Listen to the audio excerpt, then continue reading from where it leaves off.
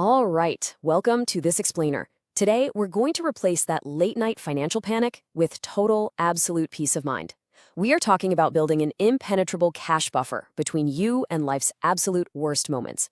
If you've ever laid awake at night sweating over how you'd pay for a sudden medical bill or a major car repair, you are definitely in the right place. We're going to break down exactly how to protect yourself. Okay, here's our step-by-step roadmap for today. We'll look at the inevitable financial curveballs, Phase 1, which is the starter fund, how to calculate your specific magic number, where to actually stash your cash, the strict litmus test for using it, and finally, achieving true financial peace. Section 1, the inevitable financial curveball. Let's get right into it. To start, we have to acknowledge a universal truth in personal finance. It's not a matter of if a crisis will hit, but when.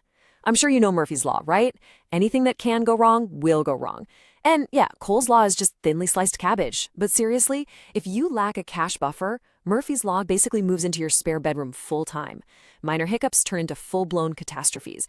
Cracking a tooth, your AC dying in mid-July, or your car suddenly sounding like a humpback whale leaves you in total panic. Just look back at 2020, literally the ultimate global curveball. With zero warning, families were suddenly shelling out thousands for home office tech, like new laptops and better routers, all while dealing with insane supply chain prices. Worse yet, many faced exorbitant hospital bills trying to secure beds and treatments. If you didn't have an emergency corpus ready to go, the financial stress completely compounded an already terrifying situation. Section 2, Phase 1, the starter fund. So how do you actually start this journey, especially if you're currently drowning in consumer debt? Well, you triage. Step 1 is establishing a starter fund of about $1,000, or at the very least, enough to cover your highest medical or auto insurance deductible. Now, is that enough to live on? No way. But it keeps you afloat so you don't take on new debt while you aggressively attack your current consumer debt. You want to come in like a wrecking ball on those credit cards, clear them out, and then you graduate to Step 3, building that fully funded buffer. Section 3, calculating your magic number. Once you're consumer debt-free, it's time to build the big boy cushion. But to do this, you have to calculate your monthly expenses based on a strict, bare-bones budget. We are talking pure survival. Food, housing, utilities. Strip away the luxuries. No Fridays at Applebee's, no weekly bassoon lessons. This fund should cover 3 to 6 months of those essential expenses.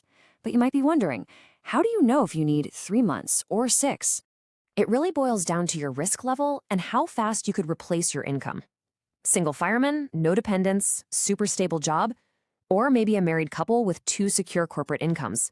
3 months is totally fine. But if you're a single parent, if you're a freelancer, work on commission, or deal with chronic health issues, you absolutely want to aim for that full 6-month buffer.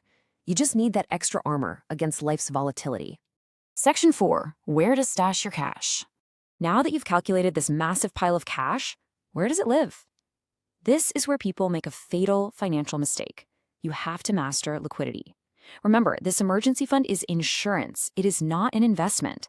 Chasing high returns in risky assets completely defeats the purpose. You need hassle-free, immediate access to your money with absolute capital protection. So you park this money in safe, low-volatility vehicles. We're talking high-yield savings accounts, fixed deposits, or liquid and arbitrage funds. Protect that capital. Absolutely avoid putting this cash in the stock market or equity mutual funds where it could tank exactly when you need it. And please, no cookie jars, no hiding it under the doormat, and definitely keep it out of the sticky glove compartment of your car. Keep it safe and secure. Now, there is a brilliant tactical move you can use here. If your liquid or arbitrage fund requires a day or 2 to settle, that's a T+1 settlement, it is completely fine to swipe a credit card for the immediate crisis. You handle the emergency on the spot, you get a 25-day interest-free grace period, and the trick is, the very second your cash clears the next day, you instantly pay off the card. Boom. It's a super smart way to bridge the gap without paying a single dime in interest.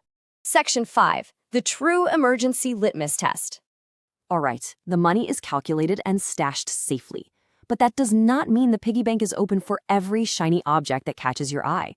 Before you spend a dime from this fund, put the situation through the ultimate litmus test. Is it unexpected? Is it absolutely necessary? And is it urgent? You have to be able to answer yes to all 3 to prove it's a genuine crisis. If you can just eat out a little less that month to cover the cost, do that instead. Let's be crystal clear on the difference here. A trip to the hospital, a busted AC unit in the dead of summer, losing your job, or emergency car repairs so you can actually get to work, those pass the test. Those are real emergencies. But skipping a fancy European holiday, passing on a last-minute bachelor trip to Branson, or missing out on the Taylor Swift 1989 vinyl release, those are fake emergencies. Literally do not touch your lifeline for lifestyle purchases. Section 6. Achieving financial peace. If you do get hit with a real emergency and have to tap the fund, don't panic. That's exactly what the money is there for. Just make it your absolute priority to rebuild it the very next month. And once you secure this buffer, something incredible happens. You'll suddenly feel like you have better luck, but really, you've just fundamentally changed your financial reality. What used to be a world-ending financial emergency magically gets downgraded into just a minor affordable inconvenience. You write a check, you pay the mechanic, and you move on with your day. Having this cash on hand does way more than just stop the bleeding. It keeps you away from predatory credit card debt or draining your home equity just to survive. It gives you a healthy margin of safety. And surprisingly, it actually lets you seize massive opportunities, like packing up and moving across the country for your absolute dream job without sweating the costs. Ultimately, it allows you to sleep soundly, knowing you have true financial peace. So as we wrap up this explainer, I want you to think back for a second. What did your last unexpected financial curveball cost you? And more importantly, were you truly ready for it? If the answer is no, it's time to start building that buffer today. Thanks for joining me, and I challenge you to start funding your peace of mind right now.